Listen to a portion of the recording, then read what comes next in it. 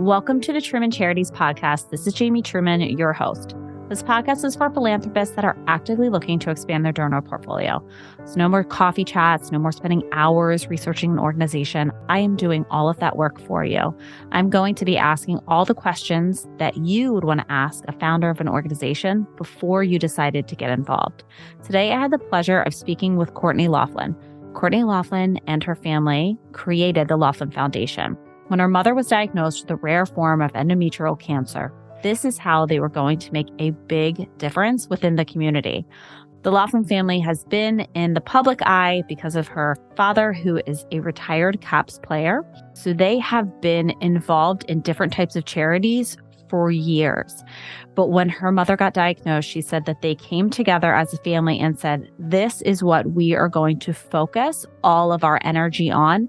And that's helping other women that are diagnosed with rare gynecological cancers. What they've been able to do in such a short amount of time has been absolutely remarkable. And I hope that you enjoy this conversation as much as I did. Courtney, I wanted to start out with the story of your mom, Linda, and why you guys decided to create the Laughlin Family Foundation. So it started back in 2018, and my mom got a phone call that she was diagnosed with a rare uterine serous carcinoma, which is a rare endometrial cancer. And my dad has been out in the public for the last 30 years, ever since he retired here in Washington after playing for the Caps. And so he always wanted to try to find a way to give back, but we never really had that connection to the community. He would always do fundraisers for different organizations in a way to just stay involved in the community. But it was back in 2018 when my mom was diagnosed and she got this call that she had a rare endometrial cancer. And we all kind of looked at each other and said, oh my gosh, this is it. This is how we're going to be involved in the community and really make a difference. And with rare cancers, the first thing that you do as a family, as a patient who gets diagnosed, is you go online and you start Googling. And one of the things that we realized when we started Googling the type of cancer that she has was there was no information. There was no real protocol. There was no real even specialist doctors that have really studied and researched this type of cancer. And so we thought this would be a great way to give back to the community. And actually, it's kind of a funny story because the Caps do a Hockey Fights Cancer Night. And my mom had not gone public with her cancer diagnosis. The family's in the public eye for so many different things, but this was one of the things that she really wanted to keep private and to the family, until one day the Caps approached us. I think it was the fall of, I guess it might have been 2018 or 2019 at the time. And they said, we would love Linda, my mom, to be involved in the ceremonial puck drop for the Caps Hockey Fights Cancer Night. And that was kind of like our big splash of launching our charity and our foundation, the Laughlin Family Foundation, because that was the way that my mom felt that she could really connect to the Washington Capitals community, to the fans, and to kind of share her story of her rare cancer diagnosis, and that it might help shed some light to the other rare cancers that are out there, and to also maybe start to build a community of these rare cancer patients and survivors. So she agreed to do the ceremonial puck drop. But the one thing that she said, she was like, guys, I've watched everybody play hockey. I played hockey. My brother played hockey. She's been watching my dad since she was 18. She was like, I have no idea how to drop a puck. So it was just kind of a cute moment because she's such an inspiration to all of us, where she was able to take this not so great prognosis and diagnosis of a rare endometrial cancer and turn it into something like a foundation to help others like her and other types of cancers, hopefully that we can help in the future. It was interesting that you mentioned that, because I was on your website and your parents were getting interviewed and they talked just about that actual event that they went to. And it was so cute with your mom talking about, she was like, I have no idea how to drop the puck. It was really cute.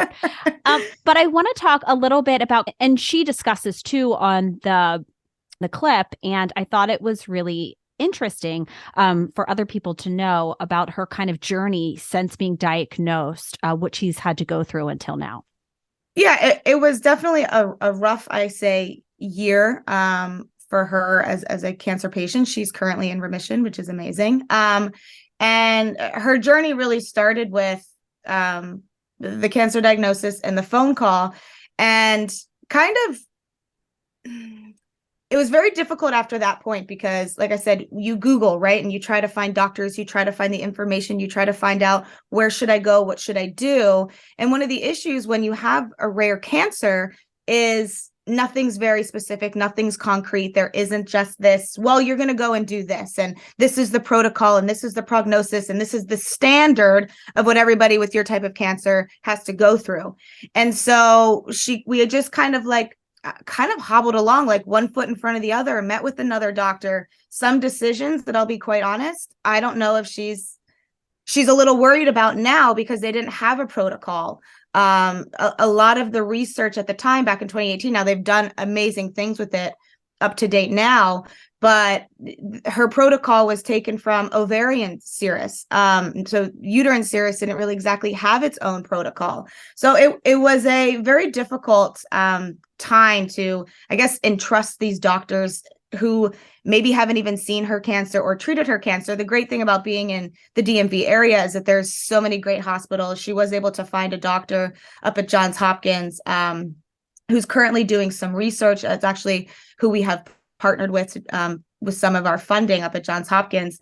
But it was a grueling treatment, and every cancer patient has to go through it. 20 rounds of radiation, 3 or 4 months of chemotherapy, a recurrence, which they didn't really know what to do with, except for just radiate it.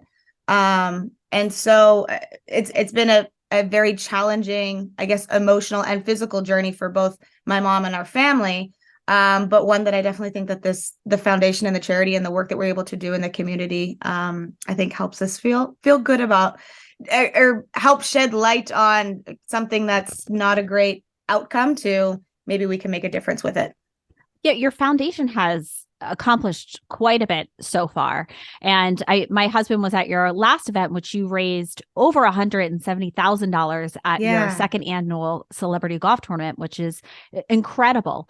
And you were just mentioning about how one of the people that you have partnered, or organization you partnered up with, was with Johns Hopkins. Can you explain a little bit about how you decide who to partner up with? We are still learning about that. Again, we've only been around since 2018. We gave our first grant last year to Johns Hopkins. We wrote them $100,000 research grant to help with research, education, awareness for rare cancers. I wish that somebody could tell me how to do that, because it is very challenging of trying to find the right doctor, the right fit, the right vision of what aligns with your goals and what you want to do. I will say, I do all the fun stuff with the charity. I do the social media. I'll do the podcast interviews. Sometimes somebody will ask my mom to do a podcast interview or interview, and she'll be like, no, that's Courtney and Craig's job. But she is the one that is so in tune and so caring about what we do with our funding. And it is a challenge. We're relatively new. We are still kind of learning those ropes of how do we find the right partner? I think it's asking a lot of questions, and it's finding what is important to you and what are the things that you as a charity want to accomplish, right? Like, what are your goals short-term, long-term? Is it research-based? Is it community outreach? Is it education, awareness? And one of the things that we're trying to do now is that we do have a little bit of a foundation and some things built already, is we want to now grow a platform of education and awareness online. We have a great following. And so how can we do that? But we also need the information. So we need to be able to partner with a doctor that's able to share information, that's able to help us kind of create that content that can help get the message out. Can you explain a little bit about the saying that you have on your website? You need to start thinking below the belt.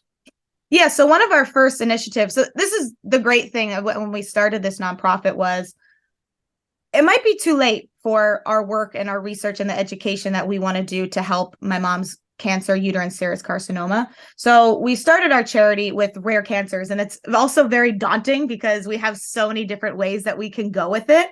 But our first initiative is rare gynecologic cancers and endometrial cancers. They're one of the only cancers that are really on the rise. And so we all hear and we all see the amazing work that organizations like Susan G. Komen have done, and the Breast Cancer Foundation, and Save the Tatas. We all like to talk about that.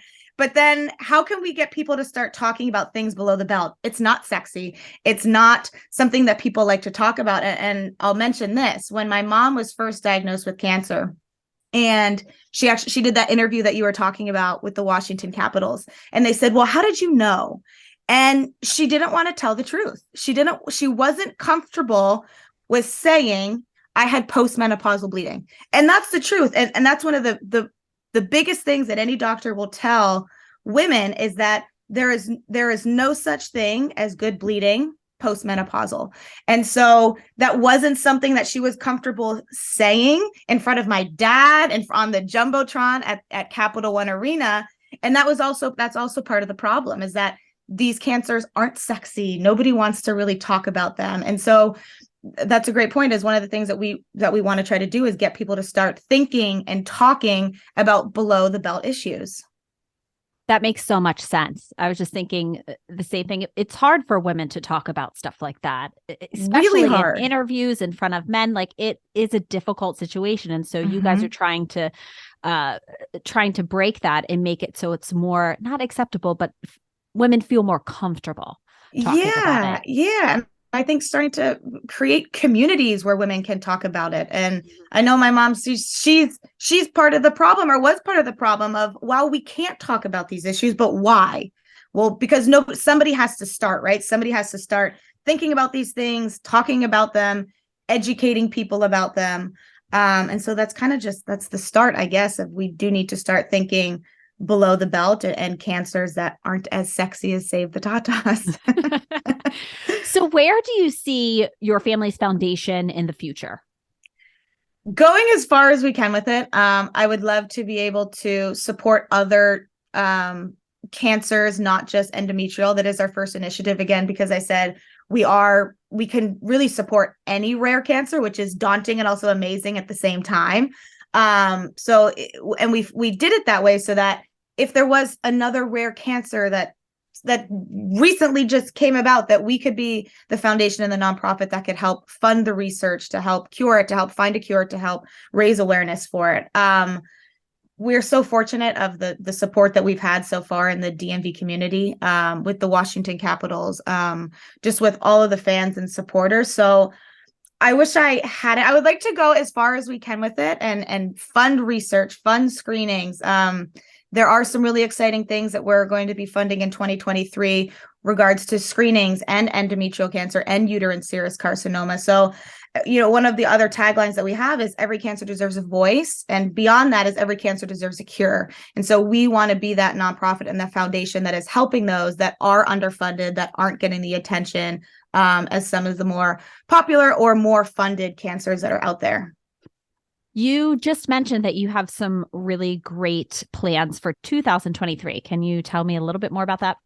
Yeah. So in terms of fundraising, we will have our third annual celebrity golf tournament. I believe that date is September 11th. And as you know, we need to start planning those things now. There's no such thing as planning too early. We're trying to plan another event in March of 2023.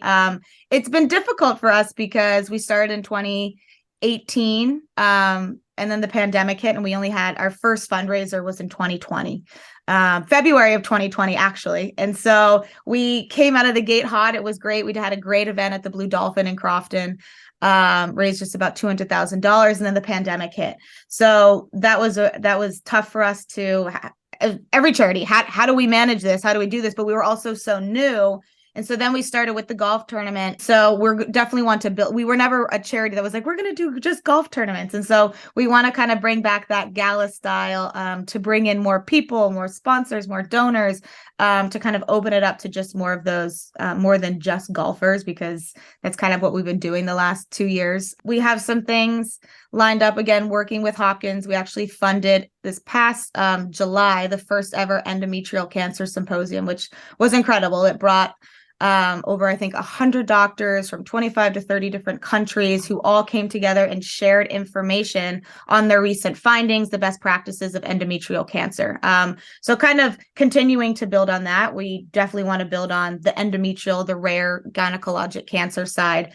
So some more funding things and projects that we're going to be doing with Johns Hopkins. Wow. That's amazing. It's a That lot. what you've been able to, it's a lot, but you've accomplished a lot in a small amount of time.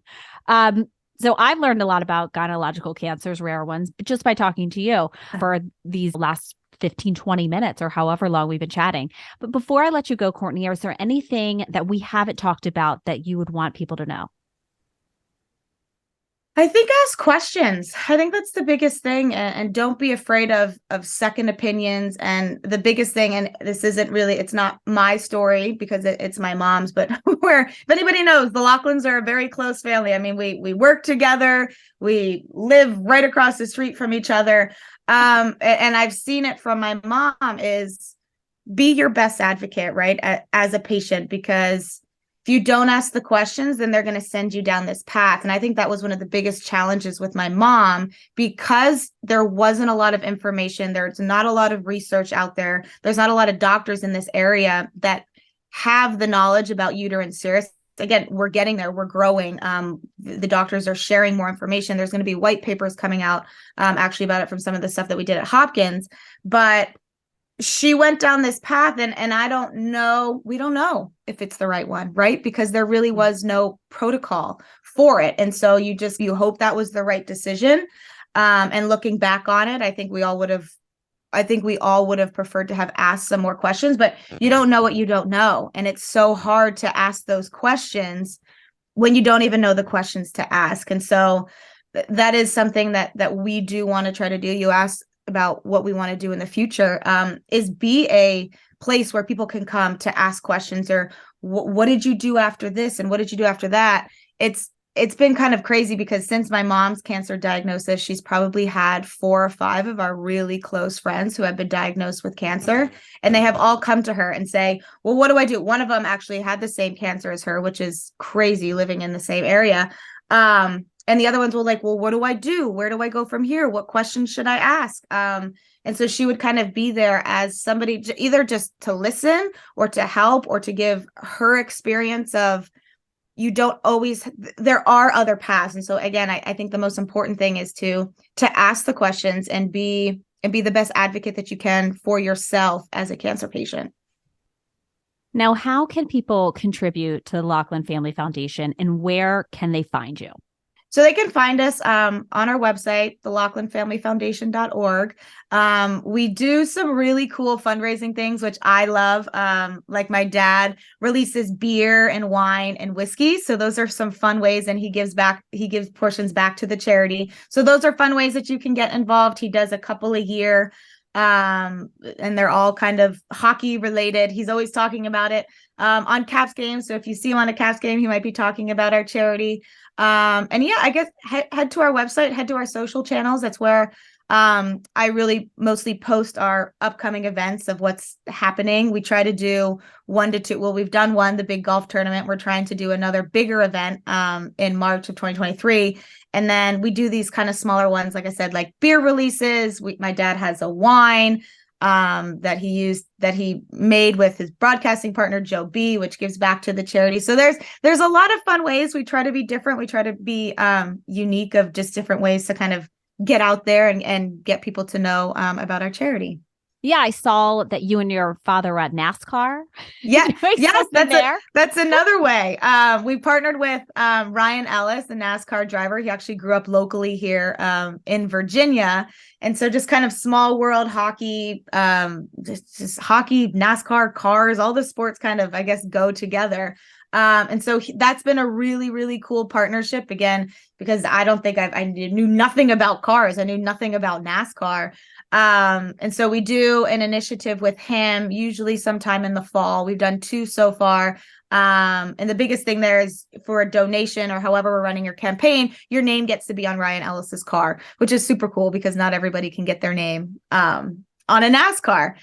So that's been a really great partnership, and just finding different ways to get our name out there and to spread awareness.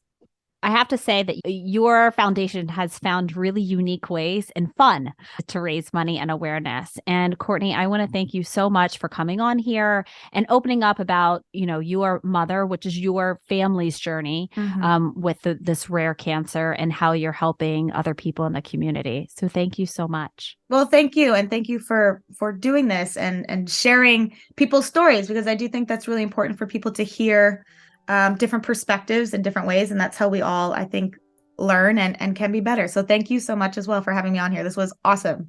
Oh, it was so fun. So thank you again. And thank you to all the listeners for tuning in to another episode of the Truman Charities podcast. Until next time.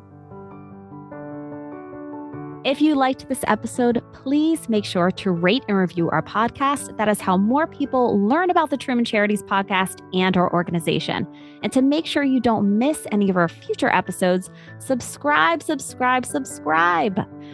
If you'd like to follow Truman Charities, you can follow us on Facebook at Truman Charities, Instagram at Jamie_Truman Charities, and check out our website, trumancharities.com.